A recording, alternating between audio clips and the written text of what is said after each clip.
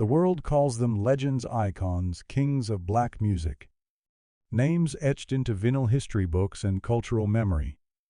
But inside their own homes, many of these men were remembered very differently. From the 1950s through the 1990s, fame demanded total devotion, and family was often the first thing taken. While audiences witnessed confidence, genius, and command on stage, their children grew up with absence, fear, neglect, or violence, raised by exhausted mothers, rotating caretakers, or long stretches of silence. Applause taught an early lesson: success could drown out responsibility. These fathers were celebrated everywhere, except at the dinner table, where promises collapsed, tempers ruled, and emotional distance slowly hardened into permanent scars. Over time, admiration curdled into resentment, and resentment into open hatred. Because children do not remember hit records. They remember empty rooms, missed birthdays, bruises never explained, a parent who belonged to the world but not to them. This is not a tribute. This is an investigation into 10 black music legends whose fame transformed them into strangers inside their own families, and the painful secrets history rarely confronts. 1. James Brown. Power at home. Fear in the hallways. By the mid-1970s, James Brown's authority in public life was absolute. Privately, according to multiple family accounts, that authority extended into his homes in Georgia and South Carolina, where rules were enforced through money, intimidation, and punishment. Brown acknowledged at least 9 children with different partners, and several later described a household governed less by routine than by volatility. His son Teddy Brown, born in 1964, said in later interviews that childhood meant constantly anticipating his father's mood. When Brown was present, the atmosphere shifted. Teddy described verbal humiliation, sudden rage, and physical discipline that left no room for explanation. Family members recalled that disagreements could trigger consequences far beyond scolding. Allowances were cut. Access was restricted. Isolation was used as leverage. Brown's wealth magnified his control. He paid the bills, decided who lived where, and could withdraw support without warning. Family recollections from the late 1970s and early 1980s repeatedly describe heated confrontations inside Brown's Georgia properties, arguments that escalated into physical force. Security staff were reportedly instructed to remove children from rooms when tempers flared. While details varied by account, the pattern did not. Obedience was expected. Dissent was punished. Several children said they learned early not to contradict him, not to ask questions, and not to seek comfort when anger filled the room. The contradiction cut deepest. On stage, Brown preached discipline as excellence. At home, discipline felt like threat. Teddy later said the most damaging outcome was not a single incident, but the constant anticipation of one, a stress that followed him into adulthood. Other children echoed the same feeling, describing anxiety, distrust of authority, and fractured sibling relationships built on competition for safety rather than affection. Legal records and press reports from 1988 through 2004 show Brown repeatedly arrested for violent or erratic behavior unrelated to his children, reinforcing family claims that volatility was not confined to one space. After his death in December 2006, disputes over his estate reopened old wounds. Several children challenged arrangements they said reflected the same unilateral control they had grown up under. Decisions made alone. Communication minimal. Trust absent. The long-term damage was measurable. Family members spoke about decades of estrangement, years of therapy, and the inability to separate admiration for Brown's music from fear of the man himself. One son summarized the divide with brutal clarity: a legend to the world, a nightmare at home. The harm was not abstract. It surfaced in broken contact legal battles and a generation raised to survive power rather than trust it. 2. Marvin Gaye. Love, faith, and a gunshot. On April 1, Marvin Gaye's family history was already marked by religious extremism and domestic violence long before fame ever entered the picture. His father, Marvin Gaye, a Pentecostal minister, enforced obedience through humiliation and physical punishment. Marvin grew up chasing approval. He rarely received learning early that affection could be withheld like a lesson. The conflict did not fade with adulthood. It followed him even as his career climbed higher, and his voice became a symbol of intimacy and healing. By the early 1980s, Marvin's mental health had deteriorated amid depression and paranoia. In 1983, he moved back into his parents' home in Los Angeles, a decision relatives later said carried danger given the unresolved abuse between father and son. Police records show repeated domestic disputes at the address. Friends reported shouting matches over money, religion, and control. The house wasn't a sanctuary. It was a pressure chamber sealed tight with years of resentment building behind every door. Then came April 1, 1984, one day before Marvin's 45th birthday.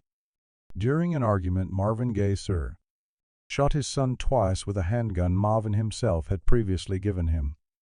Marvin died at the scene. The coroner ruled the death a homicide. His father later pleaded no contest to voluntary manslaughter and received probation citing health issues. The headlines moved fast. The tributes came even faster.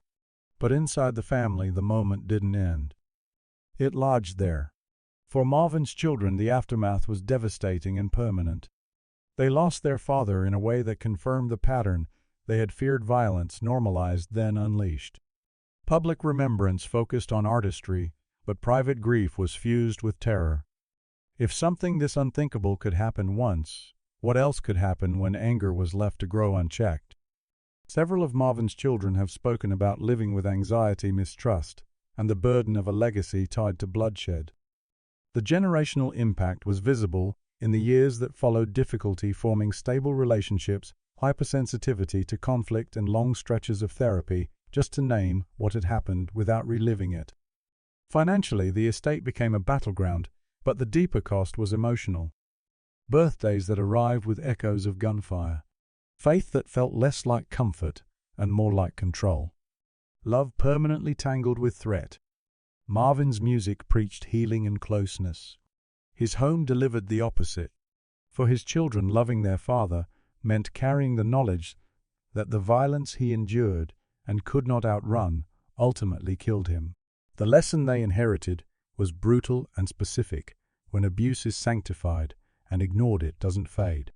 It escalates. 3. Ike Turner. His children didn't learn love. They learned escape. By the late 1960s, the Turner household had become a place where survival mattered more than childhood. Ike Turner's children didn't grow up wondering what love was supposed to feel like. They learned how to recognize danger. Ronnie Turner, born in 1960 to Ike and Tina Turner, spent his earliest years hearing violence echo through walls in homes across Los Angeles and along the touring circuit. Tina later recalled being beaten before performances, dragged by her hair, punched until her face swelled. Ronnie saw what came after. He saw his mother cover injuries.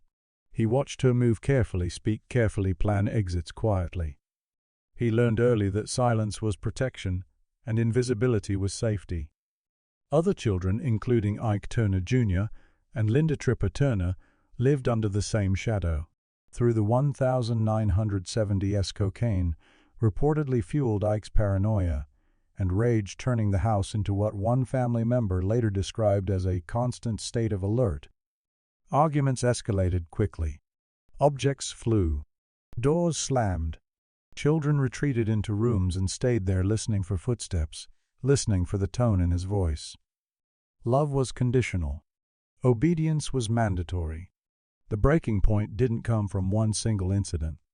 It came from accumulation: years stacked on top of each other until there was no space left to breathe. As the children grew older, they made choices that stunned outsiders, but felt inevitable to them. Some changed their last names. Some cut contact completely. Ronnie, despite remaining close to Tina, struggled with addiction himself, and later admitted that growing up surrounded by violence and instability left wounds he never fully escaped. The hatred wasn't loud at first. It arrived quietly expressed through distance, refusal, rejection. And when Ike Turner's reputation collapsed publicly in the 1980s and 1990s, his children did not rush to defend him. Some spoke openly, calling him a man who destroyed his family long before the world turned on him. Ike died in December 2007, reportedly alone, his legacy split between undeniable musical influence and personal ruin. For his children, the conclusion was simple, and cold genius did not cancel terror, and blood did not excuse harm. The final damage wasn't only emotional, it was generational. Trust, stability, and safety were casualties in a household where fear replaced love, and the children learned that the only way to survive their father was to leave him behind. For Ray Charles, 12 children and a lifetime of distance. Ray Charles built a public image of warmth, vulnerability, and emotional truth. His voice carried pain that felt intimate, almost confessional. But behind the music, his private life followed a colder design. Ray fathered 12 children with at least 9 women, including Ray Charles Jr., Sheila Ray Charles, Robert Robinson, Evelyn Robinson, and others whose relationships with him were shaped less by presence than by structure. Ray did not deny his children. He provided financial support, but he kept them separate, scheduled, and distant. Throughout the 1970s, 1980s, and 1990s, his children described a father who existed behind layers of assistants, handlers, and legal boundaries. Meetings were brief. Visits were supervised. Some later said they never once sat alone with him as a complete family. They didn't share holidays. They didn't build sibling bonds. Ray decided who saw him when and for how long. Emotion was regulated like an expense. Love was measured, contained, rationed. The resentment surfaced fully after Ray's death on June 10, 2004, in Los Angeles. As his estate entered probate, conflicts erupted. Children accused him of favoritism, emotional neglect, and deliberate separation. Ray Charles Jr. spoke publicly about loving his father, while admitting a painful truth: Ray had chosen control over connection. Others said they knew their father more through attorneys than through conversation. One child later remarked that the most consistent presence in their relationship was a contract. The anger was never really about money. It was about absence, missed birthdays, ignored milestones. A father who sang endlessly about feeling while rationing his own. The legal battles exposed what the music never revealed. Ray Charles built intimacy for the world while keeping his own children at arm's length. When he died, he left more than a catalogue. He left a family divided by years of emotional distance, proof that providing is not the same as parenting, and that silence can wound deeper than neglect ever admits. 5. Sam Cooke. Children left with questions, not a father. In the summer of 1963, Sam Cooke was still the sound of assurance. He smiled on television, sang about change, and carried himself like a man fully in control. But inside his private life, fractures were forming. The pressures were mounting in Los Angeles: lawsuits over publishing, growing expenses from multiple households, and relationships strained by affairs that created distance rather than intimacy. His children were young, too young to understand why their father was suddenly gone more often, too young to grasp why adults whispered when he entered a room, or why the warmth they once felt began to thin. Then on the night of December 11, 1964, that distance became permanent. Sam Cooke was shot and killed at the Hacienda Motel in Los Angeles. By the following morning, the death was ruled a justifiable homicide. The speed of the conclusion stunned the public and left the family reeling. For his children, there was no clear explanation, no grounding truth that made sense to a child. Just a headline that replaced a father overnight. As the years passed, they grew up surrounded by fragments. Different versions of the story circulated from managers, relatives, journalists. None complete. None consistent. They learned the address where their father died before they learned why. Birthdays came with his voice on the radio and silence at the table. The anger that followed did not harden into hatred of Sam Cooke himself. It rose toward the adults who decided truth was optional, toward the silence that replaced explanation. By adulthood, that silence had shaped everything. Trust became fragile. Family bonds weakened under the weight of unanswered questions. The children of Sam Cooke did not inherit closure. They inherited uncertainty, a legacy wrapped in secrecy. The lesson settled slowly, and permanently losing a parent is devastating, but being denied the truth about how and why they died can wound a family for life. 6. Michael Jackson. Children raised behind glass. On February 13, 1998, Michael Jackson introduced his first child to the world. Cameras flashed. Security closed ranks. From the beginning, his children lived inside a sealed environment designed to protect them from danger and exposure. They grew up between Neverland and guarded homes around Los Angeles, where every movement was planned, every outing supervised, and every unfamiliar face treated as a potential threat. Michael was affectionate, attentive, and fiercely protective. According to those close to the family, he believed isolation was safety. But the world he built around his children was narrow and relentless. Privacy was rare. Normal childhood mistakes carried global consequences. And when Michael died on June 25, 2009, that world collapsed overnight. His children lost their father and inherited the full weight of his legacy at once. For Paris Jackson, the pressure became overwhelming. In the years that followed, she spoke publicly about depression and emotional distress, describing the exhaustion of being watched from early childhood. She talked about growing up without privacy, without ordinary friendships, and without the freedom to fail quietly. Her conflict remained unresolved. She loved her father and defended him while also acknowledging that the life surrounding him had taken something from her. She mourned two losses, at the same time the parent who adored her and the childhood she never fully experienced. The pain did not accuse Michael Jackson of cruelty. It exposed the cost of raising children inside a fortress built by fame. Images lingered in the public mind: guarded gates, trembling interviews, a young woman carrying a history far larger than herself. The truth left behind was simple and unsettling. Love alone cannot shield children from a world that never stops watching. Sometimes the greatest casualty of a legend's life is not the legend, but the children who grew up inside it. 7. R. Kelly. The daughter who erased her father. In January 2018, Joanne Kelly made a decision she had been circling for years. Sitting alone in a small Los Angeles apartment, she typed a sentence she knew would detonate once released.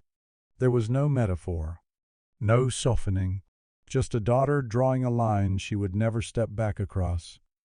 Joanne, born in 1998, grew up watching the world celebrate a man she knew only in fragments. Her father existed mostly on screens in courtrooms and in rumors whispered by adults who avoided her eyes. As allegations against R. Kelly intensified through the 2000s, Joanne was still a child. She was not protected from the headlines. She was consumed by them. Classmates repeated accusations. Strangers asked questions no child should face. At home, silence filled the space where explanations should have been. By her late teens, the pressure became unbearable. Joanne stopped using her father's last name. She introduced herself simply as Joanne. She refused financial support, even when it was offered quietly, privately, as if money could replace accountability. Friends noticed she corrected people when they mentioned him. She did not defend. She did not explain. She closed the door. The rejection was not symbolic. It showed up in action. Contact was cut. Numbers were blocked. Intermediaries were turned away. She declined interviews that framed her as collateral damage. When she finally spoke publicly, she did so on her own terms, describing a childhood poisoned by association, a life permanently tethered to accusations she did not create, but could not escape. Loving her father would have required denying the pain of those who came forward. She chose not to. The backlash was immediate. Some accused her of betrayal. Others demanded loyalty because of blood. Joanne did not respond. Her refusal was the message. She later made it clear that the anger was not born overnight. It was built from years of watching powerful adults protect a powerful man while children absorbed the fallout. By severing ties publicly, Joanne accepted permanent loss financial security, a version of family that might have existed. What she gained was distance from a legacy that had become unbearable. The truth she left behind was devastating in its simplicity. Sometimes a child does not reject a parent out of cruelty. Sometimes rejection is the only way to survive. 8. Donny Hathaway. The father the system let fade away. On January 13, 1979, Donny Hathaway died after falling from a hotel window in New York City. He was 33 years old. Headlines closed the case quickly, but for his daughters the story never ended. Hathaway had been living with severe mental illness, a diagnosis known to people around him, yet rarely acknowledged publicly while he was alive. By the mid-1970s, his behavior had grown increasingly erratic. Sessions were disrupted. Trust eroded. Instead of sustained care, he was labeled difficult. His daughters were young when the illness tightened its grip. They did not understand diagnoses or systems. They understood absence. They watched adults argue in lowered voices. They saw their father retreat behind closed doors, then return changed, frightened, distant. Treatment was inconsistent. Rest was treated like failure. Work continued while stability did not. After his death, confusion hardened into anger not toward their father, but toward the industry and institutions that allowed him to unravel in public without meaningful intervention. As they grew older, the question sharpened: how does a man with documented illness end up alone? Instead of protected, how does talent become an excuse for neglect? They challenged romanticized narratives. They corrected journalists. They refused to let his death be framed as inevitability rather than abandonment. The resentment, when it surfaced, aimed at silence, at the refusal to treat illness as illness. The truth was cruel and precise. Donny Hathaway's daughters did not lose their father to music or madness alone. They lost him to a system that chose convenience over care. 9. Curtis Mayfield. Survival and the family that paid the price. On August 13, 1990, during a rehearsal in Brooklyn, a sudden storm caused lighting equipment to fall, leaving Curtis Mayfield paralyzed from the neck down. He survived, and life transformed into hospital rooms, rotating caregivers and schedules, rebuilt around medical necessity. At first, the family rallied. Love filled the room. Exhaustion followed close behind. As years passed, the burden stopped feeling temporary. Bills grew. Care intensified. Time was measured by procedures, not holidays. What hardened into resentment wasn't Curtis's condition, but the narrowing of responsibility onto a few shoulders. Decisions felt unilateral. Access uneven. Arguments flared over care plans and finances, then went quiet, then returned sharper. Love didn't vanish. It turned brittle. Missed visits became deliberate. Calls went unanswered. Some children argued for professional care, not to abandon him, but because they could not carry the load anymore. Those choices were read as betrayal. By the time Curtis died on December 26, 1999, the family had spent nearly a decade in survival mode. Grief arrived tangled with relief, anger, and debt. Some spoke later about loving their father while resenting the years that consumed their own lives. The lesson was uncomfortable caregiving can erode even strong bonds when it is endless and underfunded. Survival is not victory when the cost is the family itself. 10 Prince.